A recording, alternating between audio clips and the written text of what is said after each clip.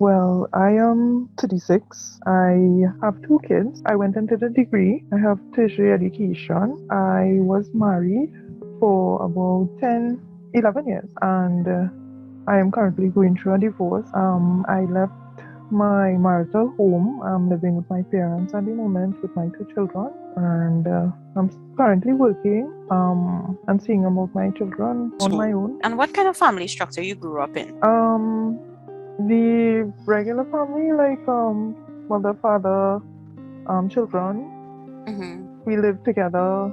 I got married. We had the same structure where we had, well, both parents and the children. And now I'm a single parent with two children with my parents. So they are, you can say, extended family. Okay, right. And tell me a bit about the history of how you first witnessed abuse, or describe the beginning of it, the your thoughts on the issue, any feelings you had when the abuse started, how you dealt with it. Well, it has a lot of little hints that you saw that it was leading up to something bigger, but you didn't pay any mind to it before.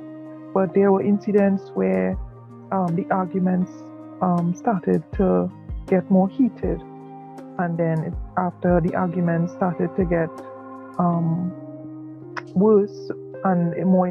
Well, before it was not in front of the children, but then it started to get so bad that he didn't care if it was in front of the children or not. Sometime once a few years ago, he started to get a little physical. So he was in the kitchen. He was making a sandwich for himself, and we were arguing.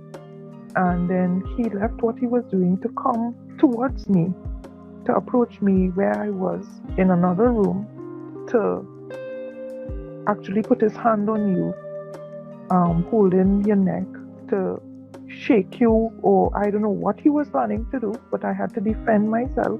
And then he let go, and that was it. But certain signs like that would make you think that what's going on. It just from little arguments, it led to worse arguments, and then in front of the children, and then physically, and then it keeps leading up to like that until he started to he wanted to get my phone, so he physically tried to get my phone from me in front of the children. Give me a little bit of history about the relationship with your partner, with your ex-partner, like the beginning of it, your thoughts and your feelings of him, line of the relationship. Well, we were married for 11 years. We were engaged for a year before, and we were together probably around approximately 3 years before that. Right. So while we were courting and everything like that, everything was perfect. Everything was good. We had fun times. We had exciting times. Everything was good. When we got married, he also was starting a business. So he started a business. That's where things started to get a little not what it's supposed to be then. That we started to have more arguments. And then I got pregnant at the same time as we got married. Mm-hmm. So the same month that we got married, same month I got pregnant. And I was only 25 at the time, not knowing anything better. And you think this is what you want, you need to settle down, you're getting older, things like that. Then we a year into the marriage, well, things that you expected from a marriage, it just died. You expected your husband to be there for you, you expected help with a newborn baby 9 months after, so you didn't get time to adjust into the marriage. And then with the new business now, we the attention was focused on the business from him. So you are left to see about a child, see about yourself, no attention. And then with that to help in the business. So you felt that something was lacking. I end up about a year and a half to 2 years into the marriage, I end up going out of my marriage and being unfaithful to my husband. And that caused a lot of strain in our marriage, where I left the marital home for a year, and then we worked it out, and we said we would forget about the past and we will move on because we have the child. And I ended up getting pregnant again, Okay. and I had my second child right as we were getting back together. And since then, we lived like that, but the arguments just got worse because he was insecure. And no matter how much I tried to show him that I'm here for you, I'm not the same person that did that. I regret doing what I did. Um, the trust was broken and it wasn't going to come back anytime soon. And over the years, I tried as much as I tried to show him that I'm here for you, I'm here for the children, I want to make this work. It wasn't, it didn't register with him. He Yeah. always think that you were unfaithful to him. If it go to the grocery, if it go to work, you were always unfaithful to him. That's all that going through his mind. And that is from where our marriage started to fall apart because we didn't have no trust. We had no respect. He had no respect for me as a mother to his children. So you all did not live together any period of time before getting married. You were married and you went after, having the wedding and getting legally married. You went to live with him. No, I used to go. Before I used to go like weekends and stay. Sometime when it's holidays, I used to go and help him in the. So when we did that at that time was open late in the night, after late in the night, because that time it now started, so it's now booming. So I used to help him in the. Sometimes I would stay over because it's too late to go home. You're tired, so I would stay weekends, and then it became a regular thing for me to stay holidays and weekends and things like that. Okay. But I would go home and then go to work and then come back and things like that. So my free time was spent with him Okay. before we were married. All right. And before getting into this relationship that we're discussing, did you experience or witness any form of domestic abuse in your previous family life, or perhaps your other relationships before this relationship? Well, the only thing that I was like I witnessed really is my parents. They didn't have a loving relationship. They were always fighting. They were always quarreling. So you didn't see the loving aspect in their marriage. So everything was my father. He used to drink. When he come home, there were arguments with my mother for little petty things. Little things would lead to big arguments. So you would hear him slamming up the door, slamming up the dishes, things like that. So living with them, it wasn't perfect then. Yeah. You're always hearing them arguing on a regular basis. And you think that, honestly, you would grow up thinking that, okay, that's not what we want to have. But you think that it's okay because you're seeing your father treating your mother like that, and then she's not saying anything, so she's okay with it. So you have to be okay with it. Right. And tell me a bit about the incident that made you realize, well, your partner is displaying abusive behavior. And if you ever rekindle the relationship or continue the relationship even after experiencing this abusive behavior. Well, last year, December, I came home with my two children on my daughter's birthday, and I parked in the garage. The car was still running, my children were still in the back seat, and my husband was waiting for me by the back door. Then he just approached me and he wanted my phone. He wanted to go through my phone. So an incident occurred a week before that where he was behaving irrationally then. He was waiting for me by the back door. For me to come home from work. When I come home from work now, he wanted to spit on me. He started to accuse me of being with my brother-in-law. So he wanted to like, he come in close to me and wanted to spit on me and telling me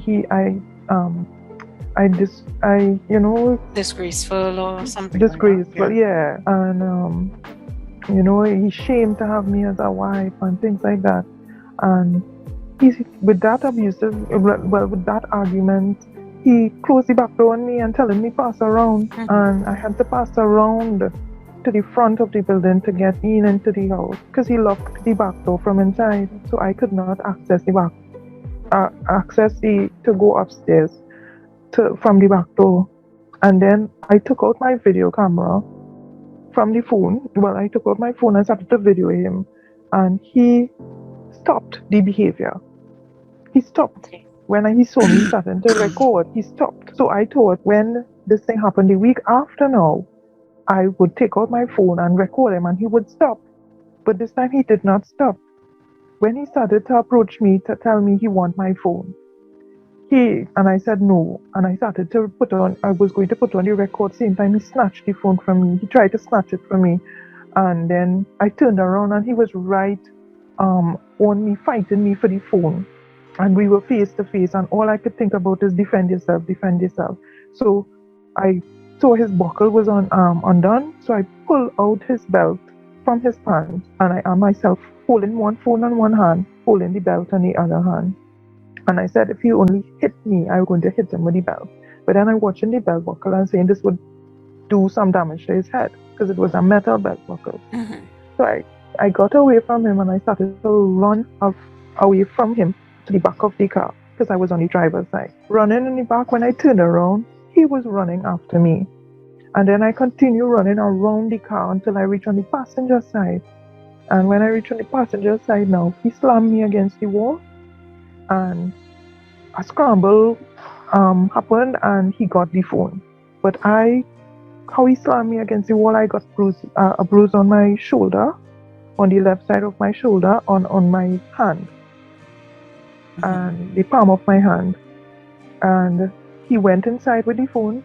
It had a ladder on the corridor. He pushed the ladder towards me because I started to go behind him for the phone. He went inside the room and he locked the door and he stayed with the phone inside there. My children were still in the car still running. All this happened within 2 or 3 minutes, and they were so frightened. My daughter was actually shaking. All I could think about is just cut off the car, take my children and carry them upstairs. And I locked the door when I did that. My daughter was trembling. She was so frightened. Because they witnessed everything. And they were so confused. My daughter, she was shaking, telling me, Mommy, Daddy going to come up the front step. Daddy going to come for us. Look, he's shaking the door because he tried to, I locked the door from inside, so he tried to open the door. So she hearing the door shaking and she was trembling, crying, telling me, Mommy, look, he coming, look, he coming. He will come up the back door for us, the front door for us. And that is when I realized I need to do something, and I called the police. But I called my brother first, and my brother informed me I should call the police. The police did come, and they took a statement. They asked me what I want to do. I told them I cannot stay here. I would go by my parents and them with my children. And they advised me to go get a medical and go and to make the police report. Right. And I did that. I did that same night, went to the district hospital and got a medical done. And the doctor over there informed me that he would have to inform the domestic violence unit. So the doctor from there said that they have to. They made it mandatory. It's a policy that they have to inform the unit. Yes, and they did. The next day, the gender-based violence contacted me. That's good to hear, because the unit was created early 2020. So it's good to hear that they were so responsive, because you don't hear about police responding to, never used to hear about police responding to these types of incidents in that manner, or having that relationship with the doctors and whatnot. Yeah. So, but they did, because that same night that it happened, the next morning they called. 8 o'clock in the morning they called, and they escorted me to go and get some of my belongings so I could stay by my parents. And I got some of my children's stuff and things, because school was starting right after. All right. And you said you and your partner had split in the past and rekindled the relationship, but this abusive behavior is what led to the end of your relationship, or were you separated before? You had any separations in between? Well, because he always thought that I was unfaithful to him, we always had arguments, and we would always stop talking to each other for periods like a month, 2 months. But then we will come back and we would try to rekindle the relationship and things like that. But this when COVID started, which is early 2020, we had an argument where it made me realize that he's not going to change. He will always accuse me of being unfaithful to him. And that is when I decided that it's time for some change. And it took me a while. It took me a good few months to make my decision what I really want to do, if I want to stay for the children or leave for the children. And I realized that I needed to leave for the children and myself. I needed to get them out of this situation, plus myself. It's not healthy. It's not a healthy environment. And we were separated since the beginning of 2020 with the last argument. Separated but living within the same compound, or? Yes, we have an upstairs and we have a downstairs that both have rooms, and so he was staying downstairs, I was staying upstairs with the children. We lived like that for probably a little less than a year until I applied for divorce in September, and this incident happened in December, and that's when I left the marital home, which is after I applied for divorce. Okay, so but how long after the realization? Well, they said there was abuse before that. Yeah, I was in the thing, and it was about the same, being unfaithful. And I had to defend myself. And the thing is, I reached out to his family, because these are the people that he turned to. And I told them what happened and things, but it ended up not working, because they always took his side. They heard about the incident before I even tell them anything from him, but they heard a different story. He told them that he just hold me by my neck and hold me by my shoulder and shake me, and that is not exactly what happened. So he is feeding them something, and when they hear from me, they're listening to him because he is theirs. So I was always left alone to defend myself against. Did you tell any of your family or anybody about this incident, or? I had a cousin, and I used to tell my sister, so they had an idea of what's going on. Everything that went bad, they had known about it. They had all the arguments that we had. Plus, where I was working, I had a friend who I used to confide in, and she also knew everything that was going on. Okay. And they believed you? Yes. All right. That's the thing. They hear my story, and they understand, because they heard every little argument that we had, and they realize it's a trend over the years. You keep going through certain things. And what are some of the reasons that you waited before finally deciding to walk away? A major thing was the children, the stability for the children, the stability for me. You know, work, and you have a house, a home. You have the family life, and you have everything except the happy life. You have the material things, you have the house, you have the car. So basically it's about I waited because of the children. Everybody can stay and make it work for the children. The stability, having the house, the family life. Then you're studying where you're going to go, what your parents are going to say. Because I never told my parents until later on, when it started to get worse, because I kept all of that. Anytime I would go by them, I would not tell them what's really happening in the marriage, because they are older, so you don't want them to stress. And you're thinking, you're hoping that one day he could change also. You're holding out hope for... when you realize that the problem just keep occurring all the time, but you decide it's time for you, for your children, to just leave. They don't deserve this, I don't deserve this.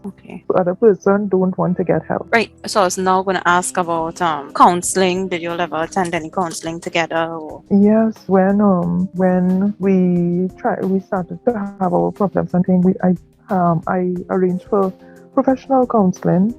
We spoke to reverends from the church. We spoke to reverends from other churches.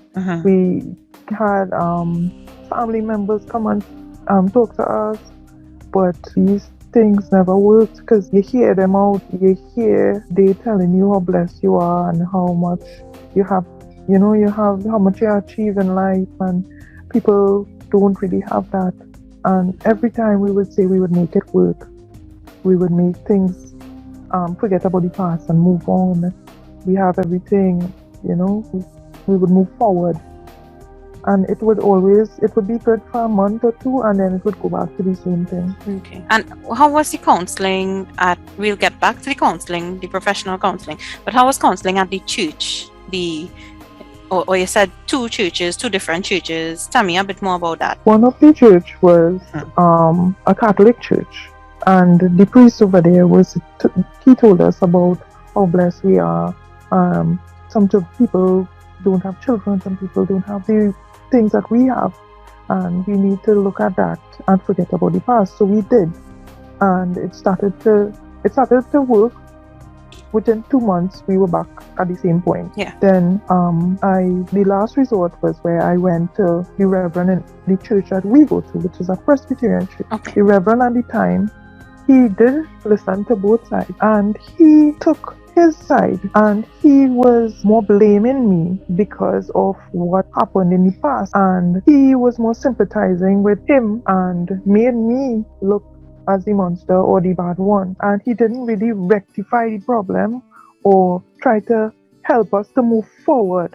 He keep rubbing salt in the wound. Could you remember an example of anything he would have said that, showed that he was clearly taking sides or that he was victim blaming then? Yes, because he said certain things like what you did, nobody would take you back for that, or he put a lot, and and make it out to be because I was unfaithful. You are to blame. He have all right to behave the way he is behaving because of that. About the kind of behavior he was displaying? Yes, because I had my time to talk, and but he ended up taking my husband's side. Instead of listening to both sides and reasoning with us and making us understand, well, okay, we need to move forward, or if advise us a little better instead of blaming. And he did not do that.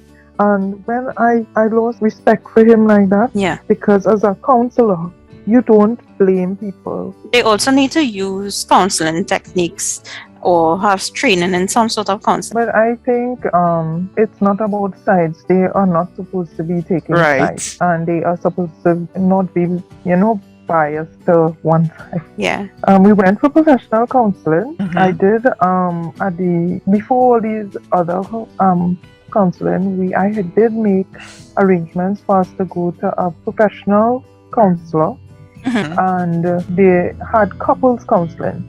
But with the couple counseling, I asked my husband, to go with me so that we could work things out. But he told me that he's not going. He don't need any help. I am the one who needs the help, and he never went, but I went on my own. Yeah. And was speaking to her and letting her know exactly what I'm going through. My side, she brought something to light, and that really helped me in making the decision that I made. Right. So you went for individual it's supposed to be couples counseling, but it ended up being individual counseling, and you said that actually helped you. Yeah, it did, because I realized that I was blaming myself for what I was always feeling guilty for what I did. I need to forgive myself in order to move forward, because I was allowing everyone to treat me the way that they treated, or allow them to talk to me in certain ways, or I just needed to forgive myself and move forward. Describe how it was the easiest and the most difficult thing about the relationship before the abusive behavior began. The easiest thing before the abuse started was having him there for you before being together, then before all these things, all these the business and all the children, with the children and things, before they came, those things were the easiest things for us, because it was so easy for us to just take up ourselves and go without the responsibility. It was easy for us to just go and enjoy ourselves and have fun, and and be together as a And no couple. responsibilities. No responsibilities. That was the easiest thing before everything. Mm-hmm. The hardest thing for me was managing my emotions. Even though you're going through a lot and you're feeling a certain way, managing your time so that you'll spend it with your child, managing your time to see about the household chores, managing your time to see about work. What was the easiest thing during the relationship while you were experiencing the abuse? The easiest thing was to follow the routine, Right. to follow the everyday routine of going to work, coming home, seeing about the children. You know what you have to do then. You know everything fall on you. So you know it's just to come home and see about everything.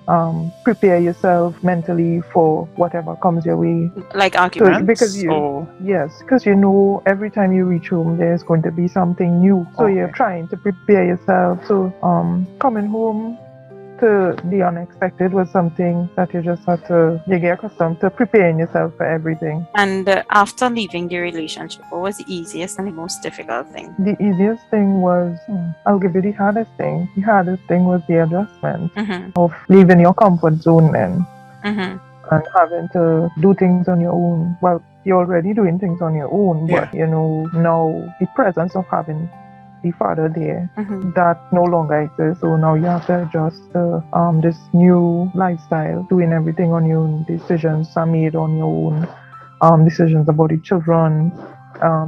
Having to adjust for where you reside now. Having to adjust from your comfort zone to where you Now live moving now. back home with your parents. Yeah. Then adjusting to their lifestyle. Right. And then having my children have to adjust to what is happening with the move, having them, you know. I think the whole adjustment was a lot difficult. Yeah. Financially too, it was difficult because standing on your own, having to bear all the costs. Did you ever believe you would be a victim of intimate partner violence? Never. I never thought that I would reach to this stage. All right. Never thought it would ever become physical or even. Never thought that it would be that way because everything started off so well. Yeah, where we will communicate. The communication was good. We were happy.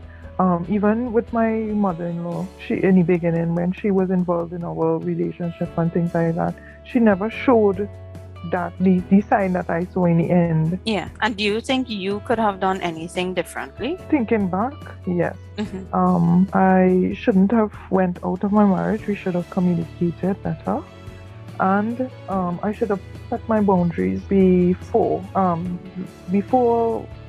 like in the early stages of the marriage. Mm-hmm. Certain things you communicate. You say, well, you know, especially with your in-laws, you set your boundaries, what you're willing to accept or what you're willing to adjust with. And you know, even with my husband, we should have communicated to know our boundaries, what we're willing to accept on the external, from the external, and try to deal with our issues, you know, internally rather than having external forces come and affect everything. And what do you think your partner could have done differently? We should have went to go for counseling, because it's not like I never spoke to him, you know, about the issues that I was having, how I felt neglected, how I wanted more attention. Certain things were neglected and he never made any effort to do anything about that. So it just created a bigger hole. And the problem just got worse over the years.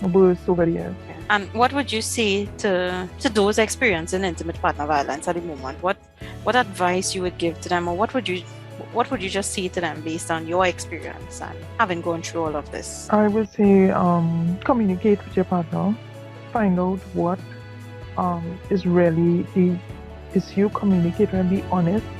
And if you see certain things happening and you realize it's getting worse over a period of time, it's time to get out of that situation. Yes, it will be difficult to get out of the situation, but at least it's worth it, because that could save your life. Because look how much people are losing their lives because of these things.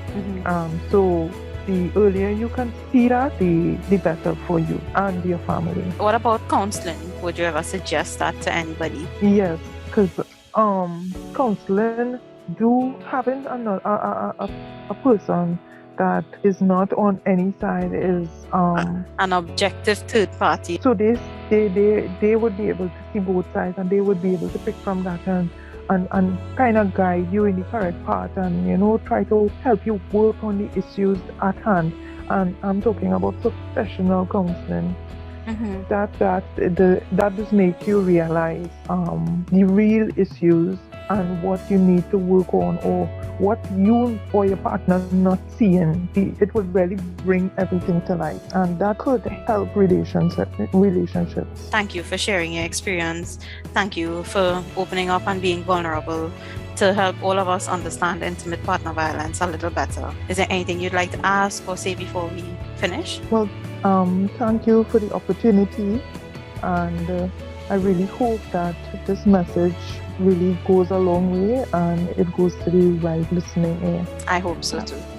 All right, and thank you. Thanks. If you or anyone you know has been a victim of intimate partner violence or any type of other domestic violence, please take note of the following agencies on the screen and their contact numbers for help.